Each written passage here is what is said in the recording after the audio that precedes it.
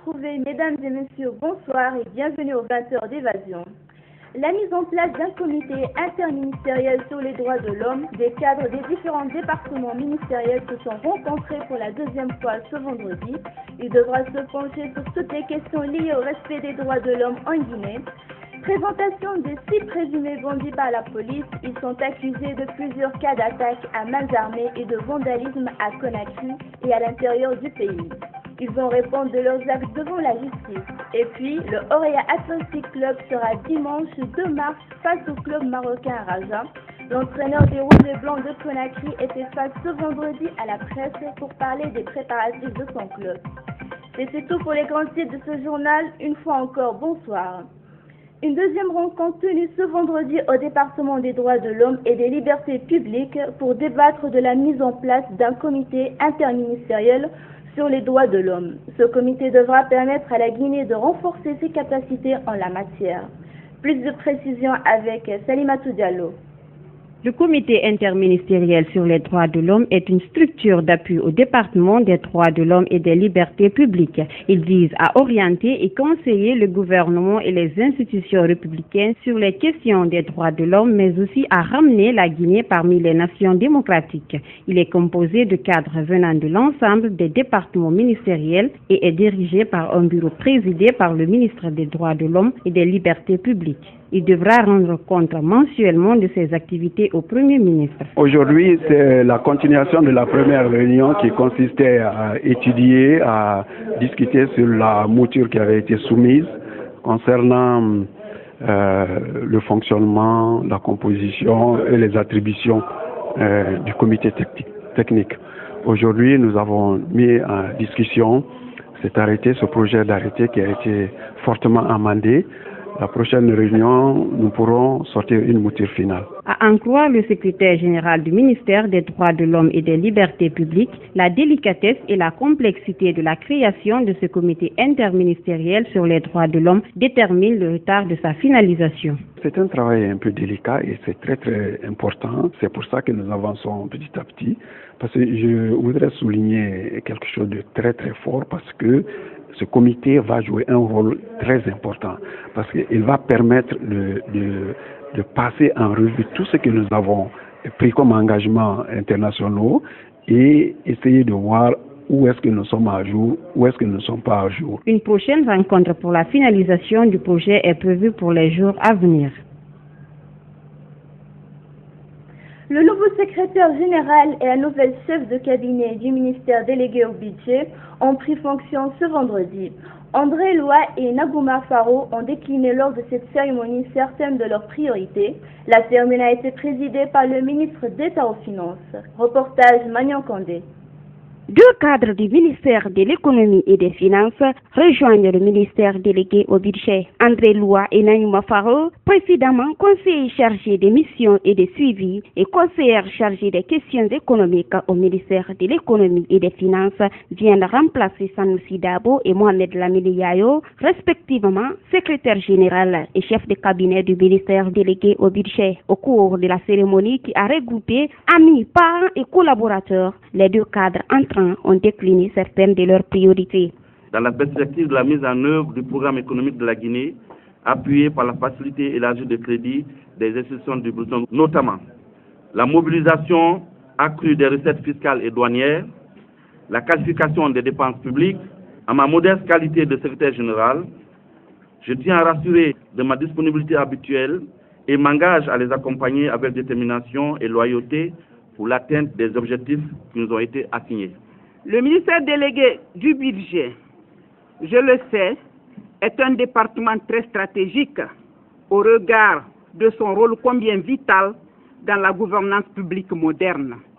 C'est pourquoi je m'engage aux côtés du ministre délégué au budget à relever les défis. Tout en souhaitant bonne chance à leurs successeurs, les 2 cadres sortants ont réitéré leur engagement à collaborer avec eux en vue de l'atteinte de leurs objectifs.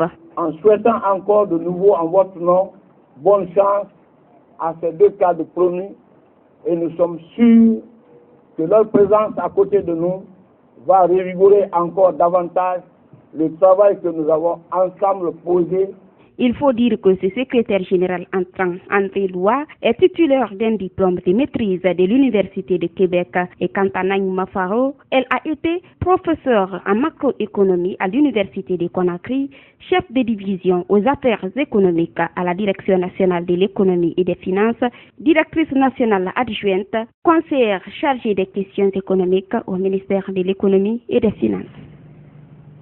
Dans l'actualité également, en prélude à l'arrivée du roi Mohamed VI du Maroc, la coordination des jeunes leaders de Conakry a tenu un point de presse ce vendredi au gouvernorat de Conakry. Il a été question de lancer un appel de mobilisation à la jeunesse pour réserver un accueil dû au rang d'un roi. D'autres questions liées au rôle que joue la structure à Conakry ont été abordées. Reportage signé Lansana Traoré.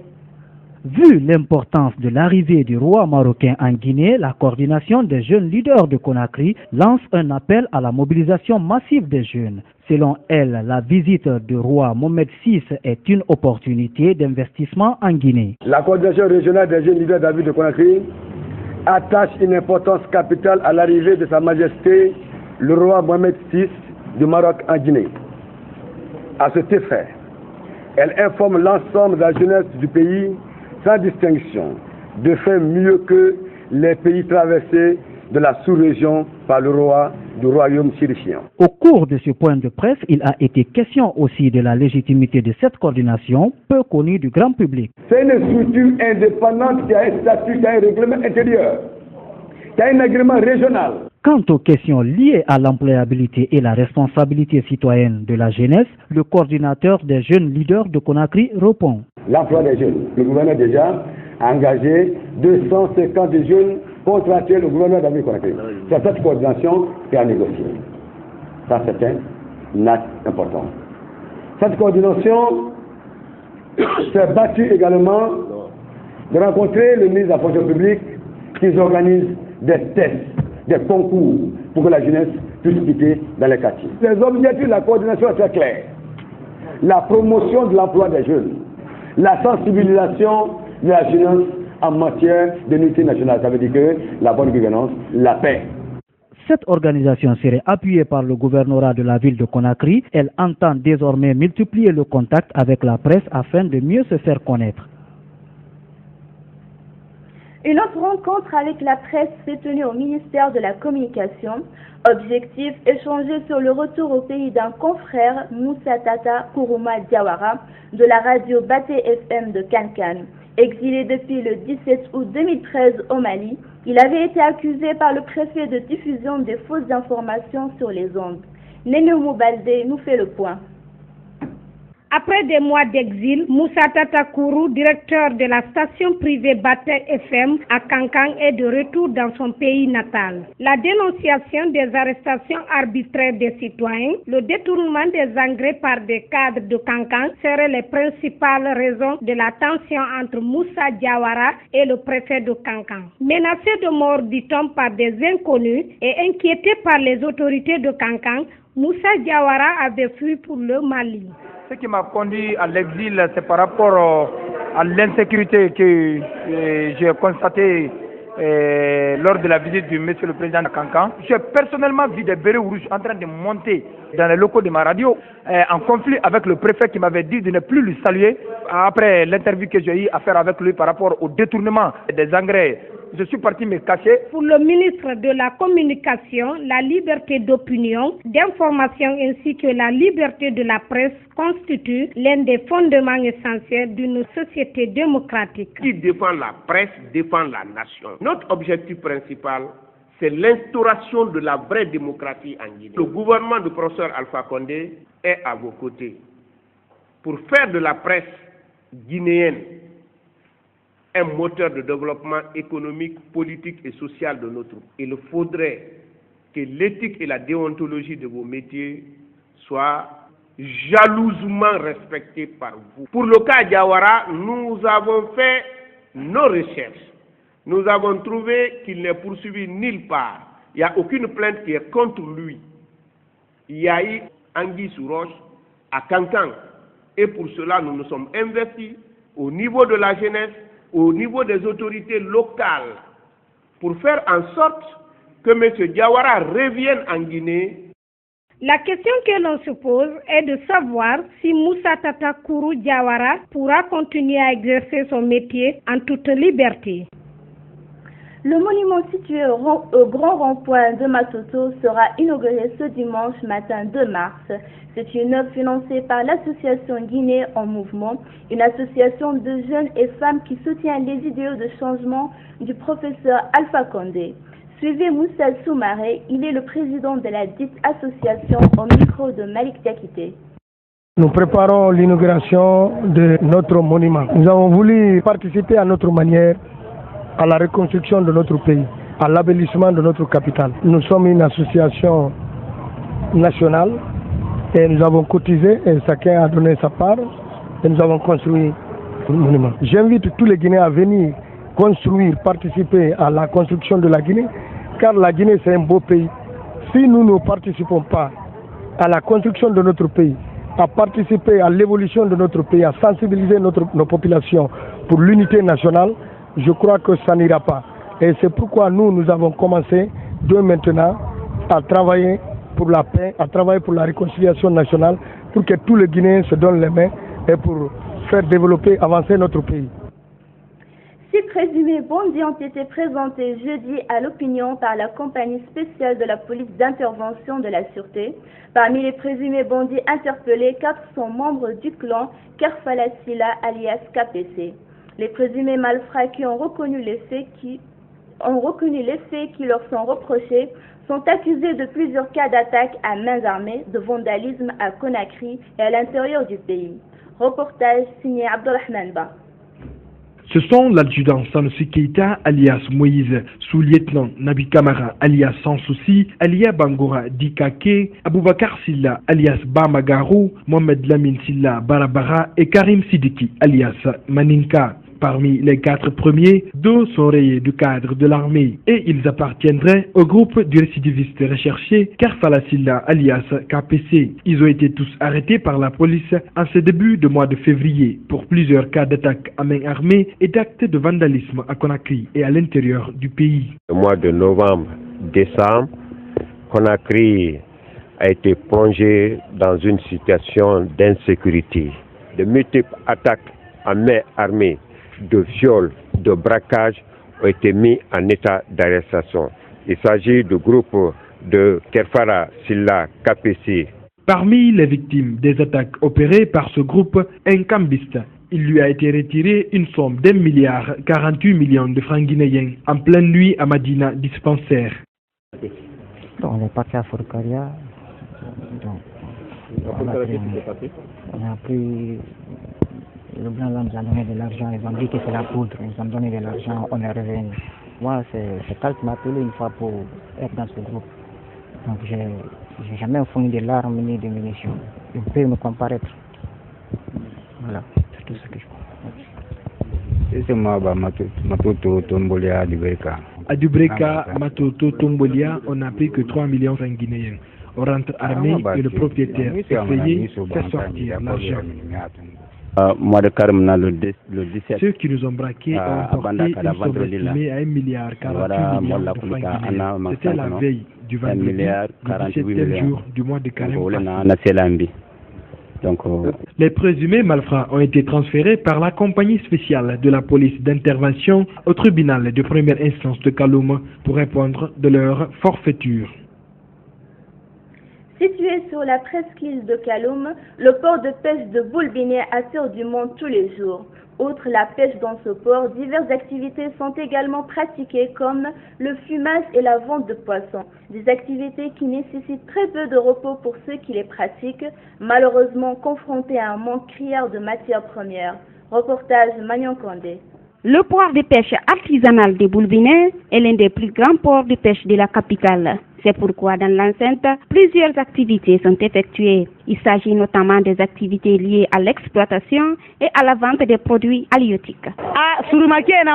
Ces pêcheurs qui nous envoient du poisson, comme nous n'avons pas de capitaux, nous les prenons avec eux, les revendons après, on leur donne leur argent. Mais nous vendons aussi toutes sortes de marchandises. Au port de pêche artisanale des Boulbinais, plusieurs qualités de poissons sont pêchées et vendues, notamment le capitaine ou encore des crevettes. Et dans ce travail, existe une collaboration franche entre les pêcheurs et les vendeuses de poissons. Nous prenons du poisson avec des pêcheurs pour les revendre, mais c'est nous qui les finançons et quand ils envoient le poisson, nous retirons ce que nous avons investi et les revendons pour nourrir nos familles. Nous recevons les fruits de mer, les crevettes, crabes et autres là, et les divers poissons qu'on utilise dans les restaurants, les hôtels, les personnalités à l'intérieur du pays. C'est nous qui les servons. Vous avez vu, les hôtels sont servis par nous. Mais c'est avec les jeunes qui sont avec moi. Nous sommes en train d'évoluer ensemble. Plus de 150 jeunes, dont des diplômés sans emploi, tirent profit de cette activité. Avant de l'école, je pars ici, je viens ici pour travailler. Ça a suffi que je me lance dans cette affaire-là. Alors là, je vends les fruits de mer. Je suis là, je me débrouille très bien. Je travaille maintenant à mon propre sueur. Ce travail des pêcheurs et des vendeurs de produits de mer crée d'autres activités comme l'écaillage et l'épissage des poissons.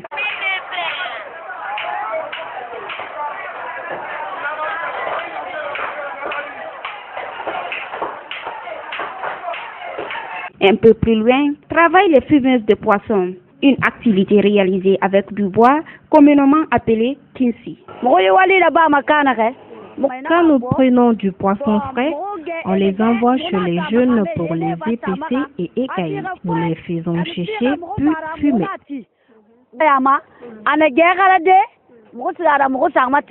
Le port de pêche de Boulbinais procure par jour plus de 5 tonnes de poissons, une faible quantité de thon due à la vétusté des barques, mais aussi la cherté des prix des matières premières. D'autres difficultés telles que le manque d'assistance financière et tant d'autres sont signalées. On travaille avec des jeunes, si la barque rentre, on le paye, le poisson, donc tout le monde cherche sa tête par jour. Les sardiniers peuvent faire 5 tonnes par jour, 6 tonnes par jour. Je fais à partir de ça, parce que le matériel est très cher, le carburant aussi. Nous effectuons tous ces travaux sous le soleil et la pluie. Les autorités n'ont qu'à nous aider pour avoir des hangars. Donc ce qui nous manque actuellement, nous n'avons pas les moyens financiers, nous ne sommes pas soutenus au niveau du gouvernement. Au port des Boulbinais, les activités sont effectuées dans un climat de convivialité totale. Cependant, force est de reconnaître que ce travail est réalisé dans un environnement malsain. Hors du pays, Michel Terry Atangana est de retour en France. Libéré le 24 février après avoir passé 17 ans de prison au Cameroun, ce Français d'origine camerounaise est arrivé ce matin à Paris. Il était accusé de détournement de fonds publics, des faits qu'il a toujours niés. L'affaire avait pris une tournure diplomatique. Suivez. Le visage fermé, les traits tirés, le calvaire qu'il a vécu est encore dans la tête de Michel Terry Atangana. Le franco-camerounais libéré lundi de la prison de Yaoundé où il est resté enfermé 17 ans est arrivé ce matin à Paris. Il est revenu brièvement sur les conditions extrêmement difficiles de sa détention. Pour l'instant, je suis extrêmement usé mentalement, moralement. Le choc est un choc que vous ne pouvez pas imaginer. Mesdames et messieurs, 17 ans, ce n'était pas 17 ans dans une prison. C'était 17 ans dans une cellule, en isolement. Pas de commentaires sur le fond du dossier. Michel Atangana a toujours nié les faits de détournement de fonds publics qui lui étaient imputés. Il semble surtout avoir payé sa proximité avec Titus Edzoa, ancien homme fort du régime camerounais, également libéré lundi et arrêté après s'être opposé au président Paul Biya. Paul Biya qui a donc finalement accordé sa grâce aux deux hommes et qui semble avoir été sensible à la diplomatie déployée ces derniers temps par l'Élysée sur ce dossier. Le gouvernement français apprécie à sa juste valeur le geste des autorités camerounaises qui ont permis à M. Atangana de regagner la France aujourd'hui. Michel Atangana va désormais pouvoir redécouvrir sa famille qu'il a attendue pendant 17 ans, et notamment ses 2 fils. Le plus grand avait 6 ans quand son père a été emprisonné, le second à peine 1 an. Toujours en France, première rencontre ce matin entre les syndicats et le patronat autour du pacte de responsabilité proposé par le président François Hollande. L'idée est d'alléger les cotisations sociales pour les entreprises en échange de création d'emplois, mais le patronat refuse de prendre des engagements chiffrés. Reportage. C'est l'arme ultime du gouvernement contre la montée du chômage, le pacte de responsabilité. Il repose sur un principe simple, moins de charges pour les patrons, en contrepartie, plus d'embauches. Ce pacte de responsabilité qui est là pour approfondir et pour accélérer, pour faire en sorte que l'année 2014 soit l'année de la bascule vers plus de croissance et vers plus d'emplois, il faut évidemment que ceux qui animent l'entreprise, ceux qui animent le tissu économique français, les partenaires sociaux, patronat et syndicats, puissent en parler. Mais qui va payer? Pour le moment, c'est encore flou. Le gouvernement a promis 30 milliards d'euros de baisse des charges, dont 20 milliards déjà actés dans le cadre du crédit d'impôt compétitivité emploi. Reste 10 milliards d'euros à trouver, et c'est justement ce volet qui inquiète le patronat. Le MEDEF estime que le chiffre est insuffisant pour changer la donne. De l'autre côté, les syndicats sont divisés, notamment sur le volet contrepartie, estimé par le Haut Conseil de la protection sociale à 300 000 emplois créés en 5 ans. La CGT et FO sont opposés au pacte. Personne ne peut obliger une entreprise à embaucher selon eux. De son côté, la CFDT demande des garanties, notamment en cas de non-respect par les entreprises des engagements. Le Premier ministre a fixé à fin mars le délai accordé aux partenaires sociaux pour rendre leur copie. La présentation du pacte ne devrait intervenir qu'après le 30 mars, date du second tour des élections municipales. La situation en Ukraine qui fait de nouveau la une de l'actualité avec les nouvelles tensions séparatives de la Crimée. Après avoir pris le contrôle du Parlement local, des groupes armés pro-russes se sont emparés ce matin de 2 aéroports de la région, dont celui de Simferopol. Moscou assure n'y être pour rien. La Russie promet de préserver l'intégrité territoriale de l'Ukraine. Elle offre malgré tout l'asile à l'ex-président Viktor Yanukovych. Reportage. C'est en uniforme militaire et Kalachnikov à la main qu'il patrouille. Au cours de la nuit, une 50aine d'hommes armés ont pris possession de l'aéroport de Simferopol, la capitale de la République autonome de Crimée. Notre rôle est celui d'une milice pour surveiller l'aéroport et éviter que les radicaux et fascistes d'Ukraine ne viennent sur notre sol et commencent à nous provoquer, ce qu'ils comptent faire. L'aéroport fonctionne toujours, mais il est impossible de savoir à quelle armée ou formation paramilitaire ces hommes appartiennent.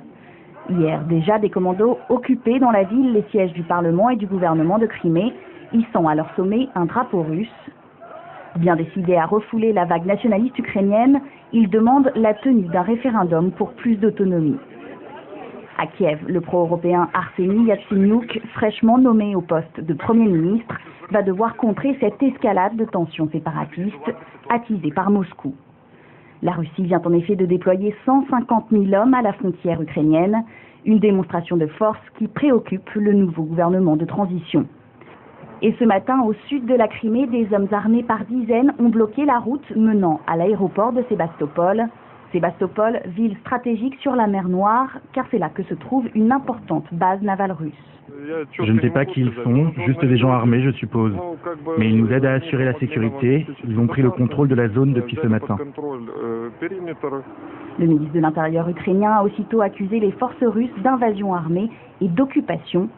L'intégrité territoriale du pays est plus que jamais menacée.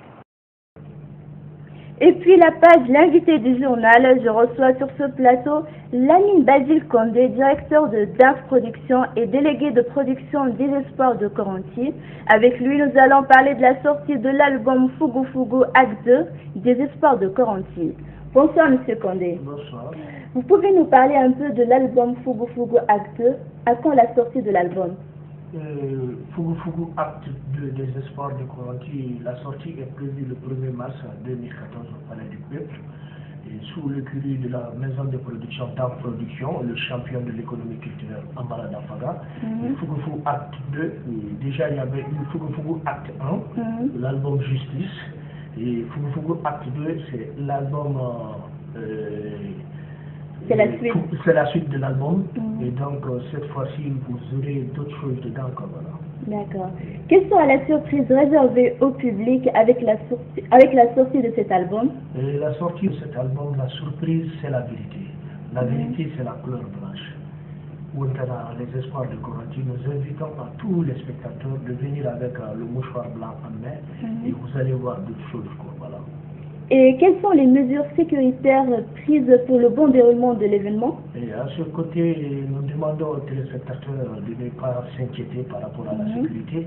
Et les services de sécurité, la gendarmerie et les vigiles, et déjà les dispositions sont prises en fait de sécuriser les personnes et leurs biens. En plus, à l'interne même du palais du peuple, au jour d'aujourd'hui, il y a un service qu'on appelle le projet, la police mondiale, qui fait son infiltration dans les spectateurs afin de mieux sécuriser les spectateurs qui sont là. Voilà. Et est-ce qu'on peut avoir une idée sur les tarifs de billets et les points de vente? Le tarif de billets, vous avez 100 000 francs, la VIP, les cartes VIP.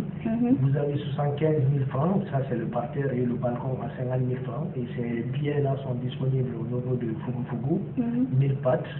Et à l'échangeur et aussi au siège dans production à Ratomatou Justice. D'accord. Monsieur, on peut avoir votre dernier mot? Le dernier mot, c'est de dire aux spectateurs d'être au rendez-vous, aux fans des espoirs de Koranti d'être au rendez-vous, puisque les espoirs de Koranti, ils ont acquis beaucoup d'expérience à travers leur tournée à l'extérieur. Donc, ils viendront donner quelque chose de nouveau aux spectateurs. Donc le côté surprise, c'est ça. Voilà. Monsieur Condé, on vous remercie d'avoir répondu à notre invitation. Merci la télévision Innovation. Merci. Et on poursuit avec l'actualité sportive. Le Orea Athletic Club de Conakry sera bel et bien face au club marocain du Raja au stade du 28 septembre.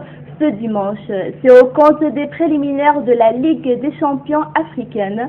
C'est dans ce cadre que son entraîneur Amara Traoré a animé sa traditionnelle conférence de presse ce vendredi. Compte rendu Fodé Camara. Le Orea Athletic Club de Conakry se prépare. Comment il se prépare? Dans quel état d'esprit? Quelle est l'ambiance au sein du groupe? Bref, toutes ces questions étaient au menu de cette conférence de presse animée par l'entraîneur, le Sénégalais Amara Traoré, qui, sans pour autant sous-estimer l'adversaire, compte aborder la rencontre du dimanche avec beaucoup de sérénité et de détermination. Ce sera des matchs attaque-défense. Souvent, l'adversaire, quand il va extérieur, maintenant, c'est à nous de faire, dans cette attaque-défense-là, c'est à nous de faire attention, de ne pas prendre des contres, d'enflammer le match, ça s'appelle d'impulser un rythme, de prendre la direction du match. Hein. Même si c'est une grande équipe très organisée, donc qui harcèle vite, qui sort très vite sur le portée du ballon, mais bon, on s'est préparé pour donner une riposte. La riposte, ça ne sera pas de les attendre, la riposte, ça sera de leur poser problème.